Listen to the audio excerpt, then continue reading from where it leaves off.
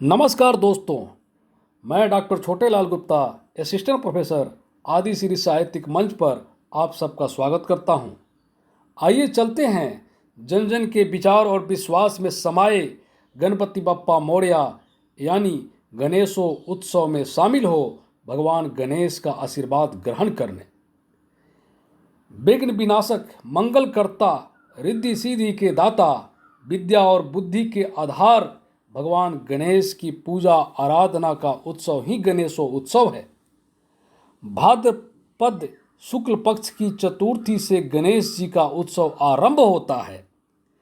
वैदिक काल से लेकर आज तक भारत से लेकर सिंध और तिब्बत, जापान और श्रीलंका तक भगवान गणेश का पूजन बहुत विधि विधान से होता है।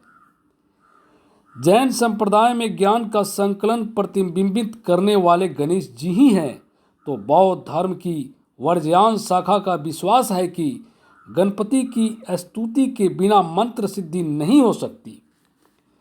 पुराणों में गणपति के जन्म की अनेक कथाएं प्रचलित है। अधिकांश कथाएं ब्राह्मण वैवर्त पुराण में है। गणपति कहीं शिव पार्वती के पुत्र माने गए हैं तो कहीं पार्वती के ही। पार्वती से शिव का विवाह होने के बहुत दिनों तक पार्वती जी को कोई संतान नहीं हुआ।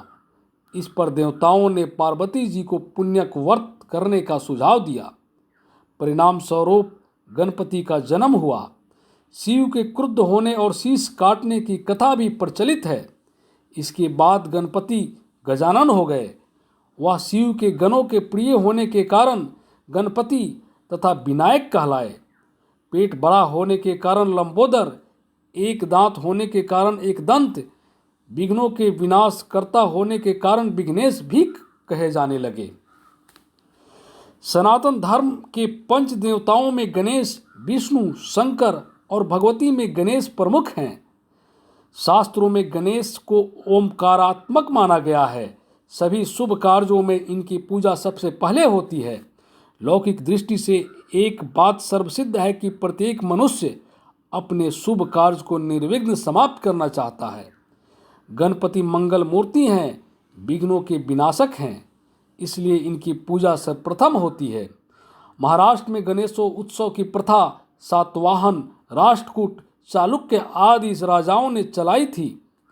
पेशवाओं ने गणेशो उत्सव को बढ़ावा दिया। लोकमान्य बाल गंगाधर तिलक ने गणेशो उत्सव को राष्ट्रीय पर्व का रूप दिया। तब से महाराष्ट्र में गणपति पूजन एक पर्व के रूप में मनाया जाता है। मिट्टी से गणेश जी की प्रतिमा बनाकर सर्व मंगल की कामना की जाती है। भाद्रपद में शुक्ल पक्ष की चतुर्दशी को शोभा यात्रा के साथ गणपति की प्रतिमा का समुद्र या नदी में विसर्जन किया जाता है। आज के वर्तमान परिप्रेक्ष्य में गणेश जी से बहुत कुछ सीखने और समझने का समय है। आज जब आत्मनिर्भर भारत की बात हो रही है तो एक प्रबंधक के रूप में गणेश जी की आकृति संपूर्ण गुणों से परिपूर्ण है। साथ ही कोरोना संक्रमण के समय में जब व्यक्ति निराश और रोजी रोटी के लिए जूझ रहा है, उस समय गणेश जी की प्रतिमा हमें प्रेरणा और नई सीख देती है। गणेश जी एक समूह के अधिष्ठाता गणाध्यक्ष हैं। एक ऐसी साकार शक्ति हैं जो शुरू से अंत तक सुनिश्चित करती है कि अपने लक्ष्य को पाना संभव है। समूह को संचालित करने वाले व्यक्ति में गुणों का समावेश कैसा हो, यह उनकी आकृति में स्पष्ट दृष्टिगोचर होता है। इनका बड़ा सिर हमें बड़ा सोचने और चीज़ों को व्यापक परिप्रेक्ष्य में देखने की प्रेरणा देता है। इससे प्रत्येक परिस्थिति का अवलोकन करना आसान हो जाता है। माथे पर चंदन का तिलक शीतलता और सौम्यता का प्रतीक है। यह सर्वविदित है कि आगे बढ़ने के लिए शांत होना जरूरी है। इनके बड़े कान धैर्यपूर्वक सुनने और सचेत रहने की प्रेरणा देते हैं। बात सुनने से रिश्ते मजबूत होते हैं। सब सुनो और मस्तिष्क में रख लो। गणेश जी का मुख संयम पूर्वक बोलने की प्रेरणा देता है। लंबी सूंड दूर से ही सही और गलत परिस्थितियों का बोध कर लेने के सामर्थ्य को प्रतिबिंबित करता है। छोटी आंख एकाग्रता का प्रतीक है। जब चिंतन करते हैं तो आंखें स्वयं छोटी हो जाती है।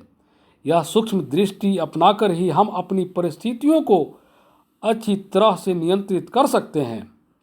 उनका विशाल उदर समाज में घटित होने वाली हर तरह की बातों को पचा लेने का प्रतीक है।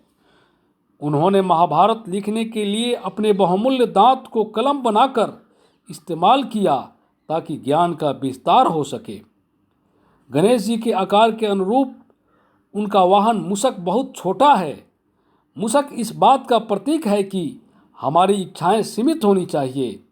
गणपति के हाथ में रखा लड्डू प्रेरणा देता है कि मेहनत करने पर सफलता निश्चित है और ईमानदार कोशिश करने में धन धान की कमी कभी नहीं होती।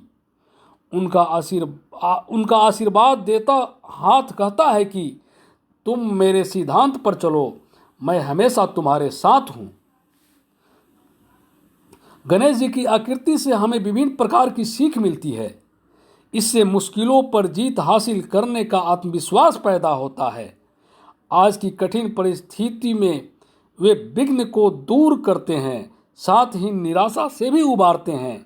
कोरोना संक्रमण के इस संकट में जब सार्वजनिक पूजन और यात्राएं नहीं हो सकती तो घर पर ही एकाग्र चिंतन करना, आराधना करना इसका सबसे सुंदर तरीका है।